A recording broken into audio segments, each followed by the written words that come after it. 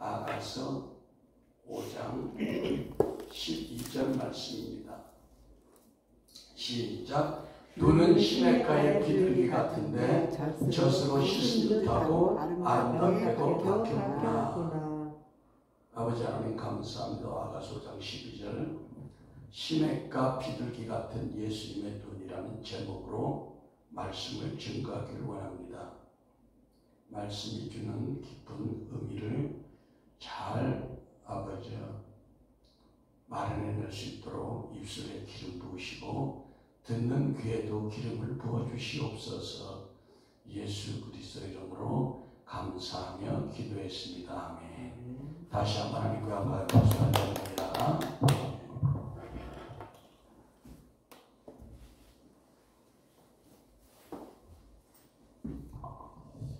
사람의 눈은 이제 다 눈이나 코나 다 기능이 있지만 사람의 눈은 어떤 그 정감을 표현하는 기관이다 그렇게 얘기를 하죠. 그래서 어떤 사람이 화를 냈을 때 보면 눈이 독사능처럼 무섭게 보이죠. 그래서 눈은 상대방에게 친밀한 감정과 분위기를 이렇게 나타내는 그런 기관 중에 하나입니다. 그러니까 눈만 봐도 그 사람의 표정을 읽어낼 수가 있죠.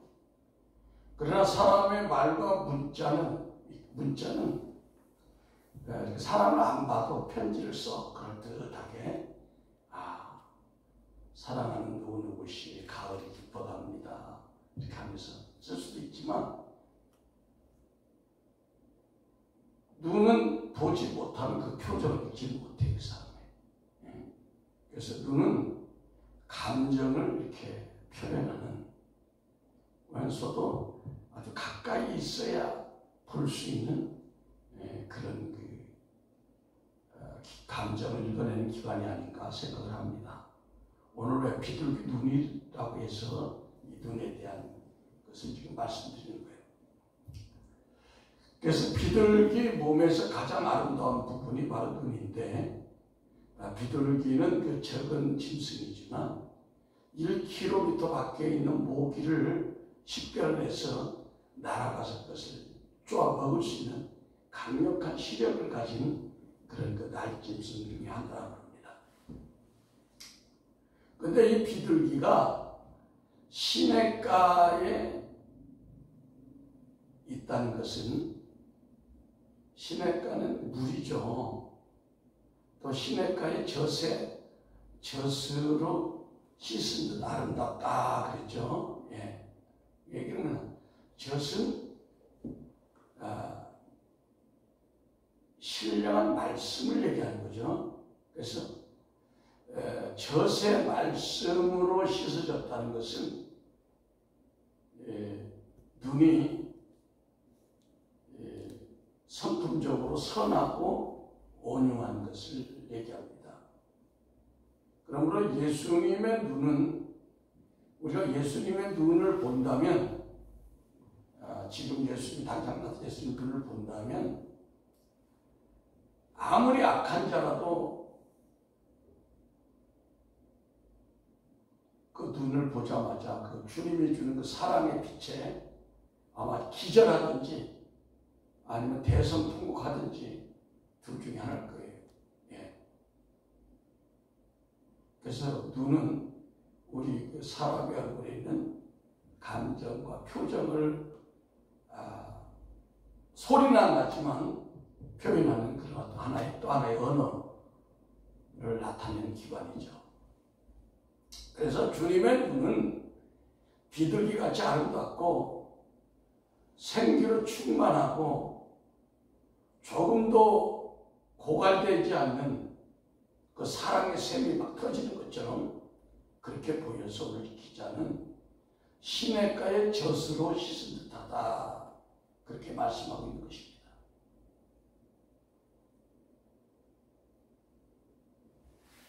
그래서 오늘 기자는 선하고 온유하신 예수님의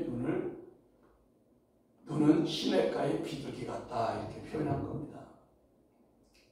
물론 이 말씀은 술람비가 솔로몬 왕의 아름다운 눈과 그의 고운 심성을 칭찬하는 것으로 보이지만 실상은 신령한 의미에서 우리 은혜로우신 주님의 눈을 그렇게 표현한다고 보면 되겠습니다. 그래서 루터는 예수님의 눈은 한없는 온유와 겸손과 성결한 주님의 성품을 여지없이 드러내고 있다, 그렇게 말씀했습니다. 그런데 왜 시냇가에 비둘기 같다라고 했냐면요, 시냇가는 물이 흐르죠. 물이 흐르는데 물을 말씀이라고 했죠. 그래서 바알과 아세라 거짓 선지자들을 엘리야가 죽일 때도 시냇가에서 죽였습니다. 그리고 이스라엘의 열왕들이 바알과 아세라 우상들을 태울 때도 그걸 시냇가에서 했습니다. 산에서 하지 않고. 그래서 우상을 정화하는 것이 왜? 말씀의 시냇물이 선포되는 어디다? 하나님의 교회인 줄 믿으시면 아멘. 할렐루야. 말씀의 시냇물이, 신선한 시냇물이 여호와의 교훈이 돼가지고 계속 선포하면 어떻게 돼? 우리의 마음의 눈이 계속 밝아지는 거예요. 예. 오늘도 여러분의 마음의 눈이 밝아지기 위해서 이 말씀을 믿으시면 아멘. 예. 왜냐하면 시편 19편 8절은 여호와의 교훈은 정직하여 마음을 기쁘게 하고 여호와의 계명은 순결하여 눈을 밝게 하는도다. 그러니까 이 하나님의 말씀이 우리의 마음의 눈을 밝게 해준다는 겁니다. 그러니까 여러분들이 하루에 규칙적으로 성경을 많이는 못 읽어도 꾸준히 읽으면 여러분의 마음 눈이 밝아지는 믿으시면 아멘.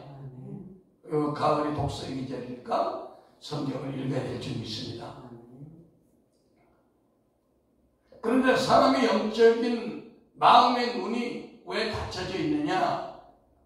그것은 우상 숭배로 인하여 오염되어 가지고 그 우상 숭배의 죄를 회개할 때 영적인 눈이 회복되고 마음의 눈이 회복되고 주님 앞에 바로 설 수 있는 것을 우리가 성경을 통해서 볼 수 있습니다. 열왕기상 18장 40절에 보니까 엘리야가 저에게 이르되 바알의 선지자를 잡되 하나도 도망하지 못하게 하라 하며 곧 잡은지라 엘리야가 저희를 기손 시내로 데려다가 거기서 죽이니라. 예. 그러니까 엘리야가 갈멜 산에서 죽인 게 아니라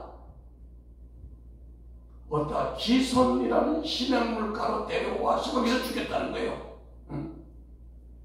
그러나 우리가 열왕기 하나를 쭉 보면 요시야 왕이나 므낫세나 아사 왕이나 또 하나님을 사랑했던 제사장들은 이 우상을 태우고 우상들을 정할 때 반드시 시냇물로 가져와 가지고 그것들을 태우든지 던지든지 했습니다. 우리가 엘리야는 기손 시대에서 우상 선지자들을 죽였지만 또 우리가 보면 요시야나 므낫세나 아사 왕이나 훌륭한 제사장들이 기드론이라는 시내에서 더러운 우상들을 불살라버렸다고 성경에 나와 있습니다. 열왕기하 23장 25절 20절 보면 요시야와 같이 마음을 다하며 성품을 다하며 힘을 다하여 여호와를 향하여 모세의 모든 율법을 온전히 준행한 임금은 요시야 전에도 없었고 후에도 그 같은 자가 없더라. 그러니까 전무후무하게 요시야 왕이 하나님을 잘 새겼다는 거예요. 우상을 깨뜨리면서. 또 여호와의 전에서 아세라상을 내어 예루살렘 바깥 기드론 시내로 가져다가 거기서 불사르고 빻아서 가루로 만들어 그 그 가루를 평면의 묘지에 뿌렸다. 예. 그러니까 기드론 시내가에 가서 그 우상의 모든 것들을 빻아가지고 태우고 있다는 거예요. 기드론은 그 뭐냐? 예루살렘 시내에서 감난산을 가는 사이에 있는 시냇물이에요, 시냇물. 그러니까 이 기드론 시냇물을 건너야 감난산에서 예루살렘 들어오고 예루살렘에서 감난산을 가는 거예요.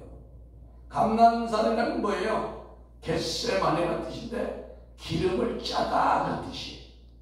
그러니까 우리 잘못된 우상 숭배에 더러운 죄악을 우리가 기드론 시내에 가서 빠서 버릴 때 기드론이라는 말씀으로 말씀의 시냇가에서 우리를 씻어버릴 때 감람산이라는 기름 부음이 연결되어지는 거예요. 할렐루야. 우리 속에 우상이 있기 때문에 기름 부음이 터지지 않는 거예요. 할렐루야. 예.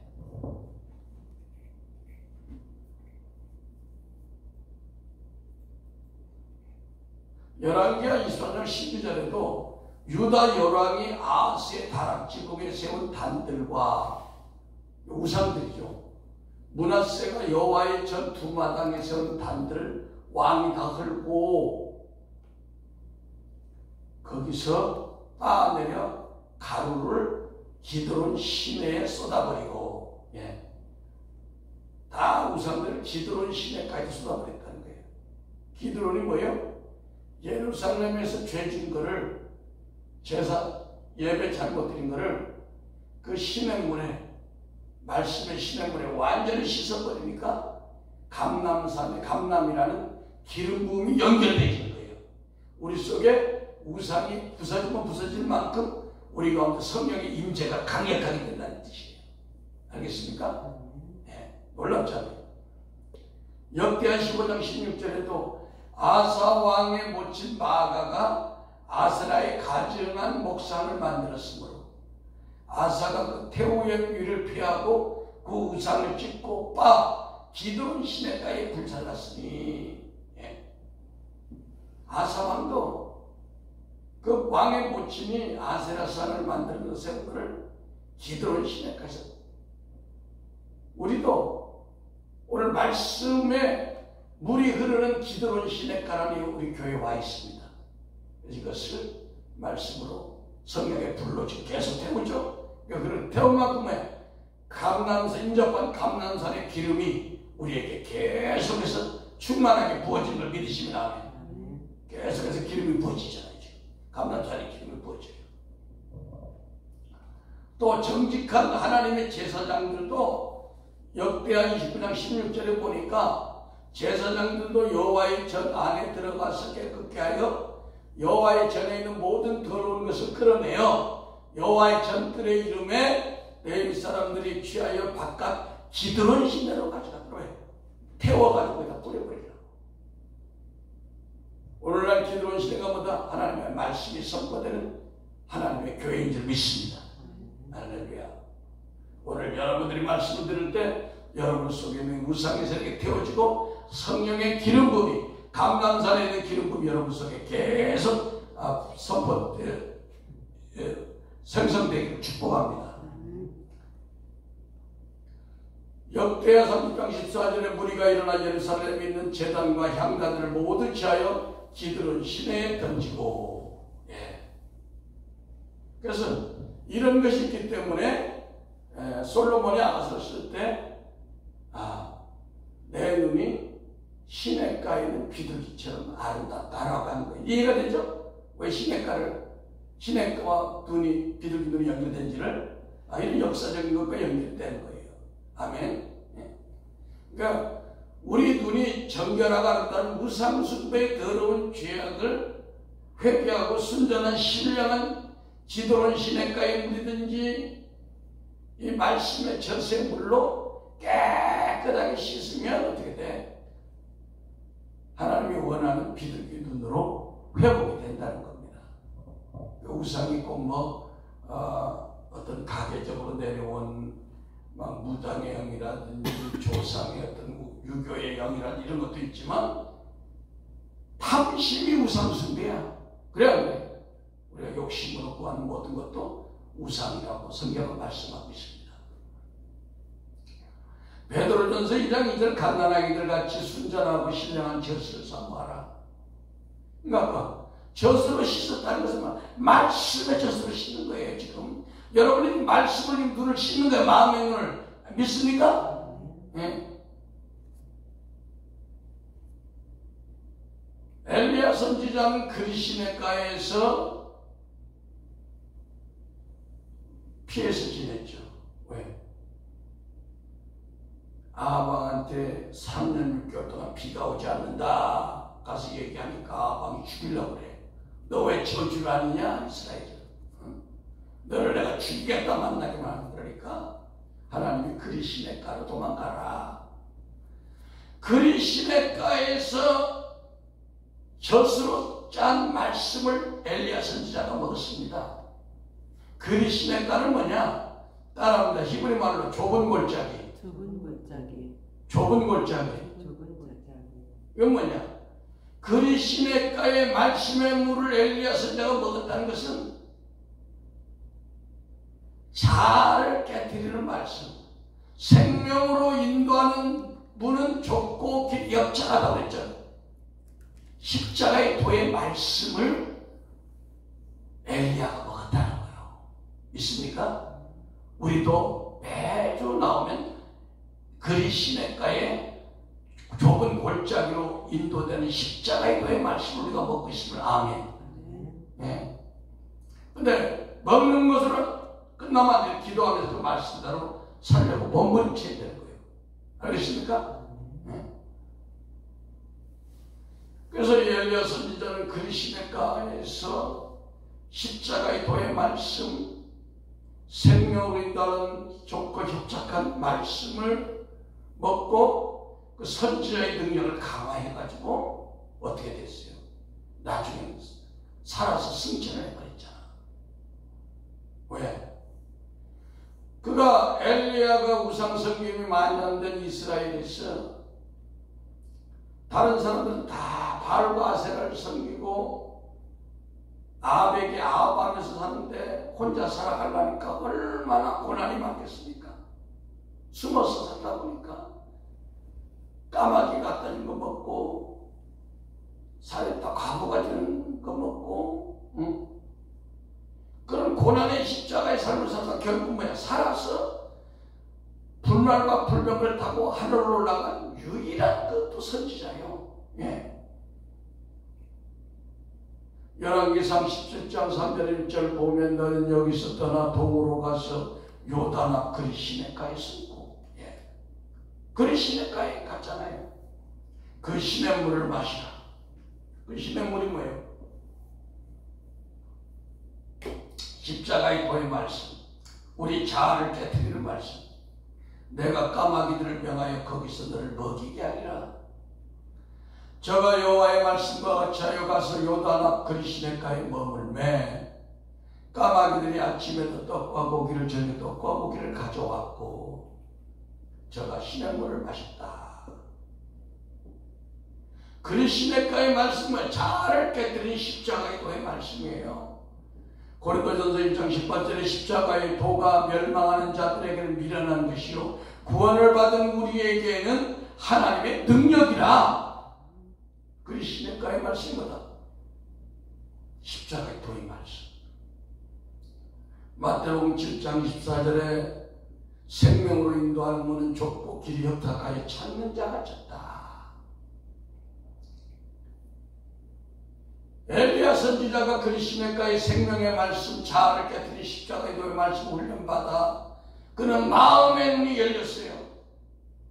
그러니까 가뭄이 3년 6개월 동안 계속되는 상황에서 아합왕에게 왕이시여 큰 비의 소리가 아주 들립니다. 내게 빨리 마차를 타고 왕궁으로 들어가라고. 응? 왜? 그냥 하는 말에 영적인 안목이 열려서 얘기하는 거예요. 믿습니까? 열왕기상 18장 41절에 엘리야가 아합에게 이르되 올라가서 먹고 마시소서 큰 비의 소리가 있나이다. 그러고 나니까 조금의 여호와의 구름과 바람이 일어나서 하늘이 캄캄하여지며 큰 비가 내리는지라 아합이 마차를 타고 이스라엘로 가니. 자, 이런 그리 시냇가의 말씀, 생명으로 인도하는 잘 파쇄하는 십자가의 도의 말씀으로 또 영의 눈이 크게 열린 사람이 누구요? 그 제자의 제자. 엘리야가 엘리사에게 같은 그리 시냇가의 말씀으로 그를 양육했어요. 그렇게 되니까 엘리사도 더 영의 눈이 열렸네. 그래가지고 도단성에서 아람 왕의 행적을 다 보는 거야. 손바닥 보듯이. 전쟁을 하면 아람은 대국인데 번번이 깨지네. 이스라엘한테. 그러니까 야, 이게 도대체 우리 편에 첩자가 있는 거 아니냐? 응? 도청장치가 있는 거 아니냐? 옛날 도청장치도 없죠. 열왕기하 6장 10절에 보면 이스라엘 왕이 하나님의 사람이 자기에게 고하여 경계한 곳으로 사람을 보내어 방비하기가 한두 번이 아닌지라. 이러므로 아람 왕의 마음이 번뇌하여 그 신복들을 불러 이르되 우리 중에 누가 이스라엘 왕의 내응된 것을 내게 구하지 아니하느냐. 그의 신복 중에 하나가 가로되 우리 주 왕이여 아니로소이다. 오직 이스라엘 선지자 엘리사가 왕이 침실에 사신 말씀이라도 이스라엘 왕에게 구하나이다. 예. 왕이 이르되 너는 가서 엘리사가 어디 있나 보라. 내가 사람을 보내 그를 잡으리라. 왕에게 아는데 이르되 보라 그가 도단에 있도다. 예. 그래서 이걸 사람들이 도단의 능력이다 그랬죠. 예. 그러니까 그리 시냇가의 십자가의 도의 말씀을 들은 엘리야나 그 제자 엘리사도 마음의 눈이 쫙 열렸어요. 오늘 여러분, 저와 여러분에게 마음의 눈이 확 열리기를 축원합니다. 축원합니다. 예? 아이, 권사님이 그냥 5 남자가 쫙 남을 탔다잖아. 그것도 마음의 눈이 열린 거예요. 할렐루야? 나이 먹었다고 그냥 헛소리하는 게 아니에요. 그러니까 주님의 눈은 젖으로 씻은 듯한 갓난아이 같은, 갓난아이 눈동자가 얼마나 맑고 순수합니까? 그래서 주님은 눈이 어두면 온몸이 어둡다 그렇게 얘기했어요. 마태복음 6장 23절에 눈이 나쁘면 온몸이 어두울 것이니 그러므로 내게 있는 빛이 어두우면 그 어둠이 얼마나 더하겠냐. 우리 마음의 눈이 어두우면 온몸이 어둡다는 거예요. 주여, 보고 듣는 자가 복이 있다고 했어. 우리 모두에게 마음의 눈이 열릴지어다. 할렐루야. 엘리야의 눈이 열릴지어다. 엘리사의 눈이 열릴지어다. 우리 주님의 눈이 열릴지어다. 그러면서 누가복음 11장 3절에 예수님이 내 몸에 등불은 눈이라. 내 눈이 성하면 온몸이 밝을 것이요 만일 나쁘면 내 몸도 어두우리라. 꼭 우리 눈만, 육적인 눈만 얘기하는 거 아니에요. 마음의 눈이 있다 이겁니다. 알겠습니까? 예. 그래서 우리 주님은 죄인들을 볼 때 어떻게 봤어? 의롭게 봤어. 아, 저 죄인 저거 형편없는 인간이야. 너는 사형받아야 돼. 그렇게 안 했어요. 강도도 네가 나와 함께 낙원에 들어가. 이렇게 따뜻한 말로 얘기했지. 긍휼과 사랑의 눈으로 하나님도 그렇게 봐요. 이사야 42장 6절에 나 여호와가 의로 너를 불렀은즉 내가 내 손을 잡아 너를 보호하며 너를 세워 백성의 언약과 이방의 빛이 되리라. 하나님 우리를 의로움으로 불렀다는 거야. 응? 얼마나 죄를 졌든 간에 얼마나 세상 사람 나쁘다 하든 간에 하나님 우리를 의로움으로 바라본다는 거예요. 그러니까 우리도 너희도 다른 사람들을 의롭게 바라봐라. 아멘? 그런 눈이 되라는 거예요. 예수님도 현장에서 간호받은 여인에게 정죄하지 않고 불쌍히 용서했어요. 요한복음 8장 10절에 예수께서 일어나서 여자 외에 아무것도 없는 것을 보시고 여자야 너를 고발하던 그들이 어디 있느냐? 너를 정죄한 자가 어디 있느냐? 대답하되 주옵나이다. 예수께서 가라사대 나도 너를 정죄하지 아니하노니 가서 다시는 죄를 범하지 말라 하시니라. 예수님이 정죄하지 않았어요. 왜? 의로운 눈으로 우리를 보시니까. 여러분도 보는 것이 깨끗하고 순결하고 맑고 아름답기를 바란다면 어떻게 해야 되겠습니까? 바로 주님의 눈과 마음으로 바라보게 되는 것입니다. 아멘. 예. 시냇가에 젖으로 씻은 눈은 신령한 젖의 말씀으로 정화되어진 마음의 눈인 줄 믿습니다. 그 눈은 온유하고 안정된 눈이요, 영적 분별력 있는 눈이요, 영적 통찰력 있는 눈이요, 자비와 긍휼이 있는 눈이요, 이런 마음의 문을 열어달라고 사도 바울의 에베소서 1장 18절에 말씀했습니다. 너의 마음의 눈을 밝히사 그 부르심의 소망이 무엇이며 성도 안에서 그 기업의 영광의 풍성함이 무엇이며. 예수님은 나사로의 죽음에 긍휼의 마음의 눈으로 바라보시고 죽은 나사로를 살려주셨어요. 요한복음 11장 33절에 예수께서 그의 우는 것과 또 함께 온 유대인들이 우는 것을 보시고 심령의 통분이 여기고 밀망이 여기사. 예수님은 또 소경 두 사람이 눈을 뜨게 해달라고 왔는데 외면하지 않고 긍휼한 마음으로 그들을 눈을 열어주셨습니다. 마태복음 20장 34절에 예수께서 밀망이 여기사 저희 눈을 만지시니 곧 보게 되어 저희가 예수를 쫓으니라. 그뿐 아니라 문둥병자가 왔을 때도 예수님은 그를 불쌍히 여겨서 고쳐주셨어요. 왜? 예수님의 능력이 먼저가 아니라 마음의 눈이 사랑이야. 예수님은 마가복음 1장 41절에 예수께서 민망히 여기서 손을 내밀어 저에게 대시며 가라사대 내가 원하노니 깨끗함을 받으라. 그러니까 예수님은 항상 사회가 때 보면 민망히 여기서 긍휼히 여기서 불쌍히 여기서 이렇게 얘기했지, 능력 먼저 행하고 불쌍히 이런 얘기 아니야. 그러니까 우리의 마음의 눈이 밝아져야 능력이 나간다. 아멘. 착각하면 안 되는 거예요.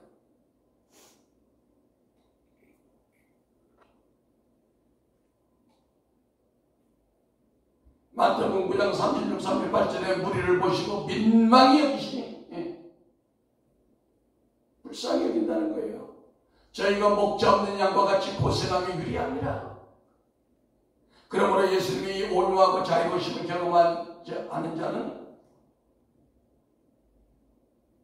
이걸 몰라요.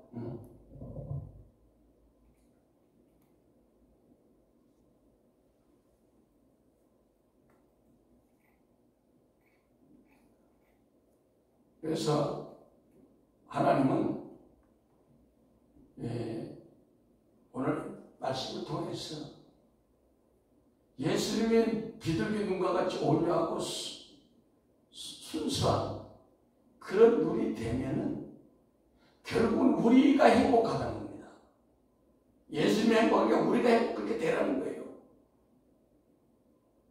그러면 스바냐서 3장 10절처럼 너희 하나님 여호와가 너희 가운데 계시니 우리 주님이 우리 안에 계신 것을 알고 너로 인하여 기쁨을 이기지 못하시면 너를 잠잠히 사랑하시면 너로 인하여 즐거이 부르며 기뻐하시리라. 이 마음을 우리가 알게 된다는 거예요. 여호와는 나의 목자시니 내가 부족함이 없으리로다. 우리 마음의 눈이 맑아지면 이런 삶을 살 수 있다는 겁니다. 그래서 주님께서는 우리가 이 마음의 눈이 밝아지면 근심도 없고 두려움도 없고 우리에게 평강이 오니까 우리에게 비둘기 눈과 같은 눈이 되게 해달라고 우리에게 오늘 말씀하고 있는 거예요. 우리가 어떻습니까? 빨간색 안경을 보면 안경을 쓰고 밖에 나가면 세상이 엄청 빨갛게 보이겠죠. 또 파란색 그런 그 선글라스 쓰고 세상은 파랗게 보이겠죠. 마찬가지로 우리 인간의 그 마음의 눈은 아담의 후예로서 어떻게 늘 불평, 원망, 시기, 질투 막 이런 시각으로 사고를 보는 거예요. 근데 예수님의 눈은 어떻게 시냇가에 젖으로 씻은 만큼 순수하고 깨끗한 눈이 되기 때문에 우리 모든 죄인들을 의롭게 보는 거야. 누구도 정죄하지 않고 사랑하고 무슨 뭘 고칠 때도 고치는 능력 못 지는 게 아니라 불쌍한 마음이 들어서 민망히 여기서 이렇게 하면서 치료해 준다는 겁니까? 그러니까 오늘 말씀의 요점이 뭐예요? 우리가 오늘 들은 이 말씀 시냇가에 흐르는 그 젖과 같은 깨끗한 말씀으로 우리 마음을 다 씻어가지고 우리의 보는 눈도 사람을 편견으로 본다든지 내 주관으로 본다든지 내 입장에서 보지 않고 주님이 보는 시각으로 본다면 세상에 어떤 불협화음이 없겠죠. 네. 우리가 그런 삶을 살아가야 될 줄 믿습니다. 기도하겠습니다. 사랑의 아버지 하나님 감사합니다. 오늘 아버지 주님의 눈에 대해서 우리가 말씀을 나눴습니다. 아버지 우리가 보는 눈은 편협되어 있습니다. 우리가 세상을 보는 눈은 우리가 형제를 바라보는 눈은 아버지여 잘못된 아버지 주님이 주신 마음이 아닌 사탄이 주는 마음으로 볼 때가 많이 있습니다. 주여 오늘 말씀대로 아버지여 하나님이 우리를 의로 바라보는 것처럼 우리도 모든 사람을 의로 바라볼 수 있는 눈이 되게 하옵소서. 예수 그리스도 이름으로 감사하며 기도했습니다. 아멘.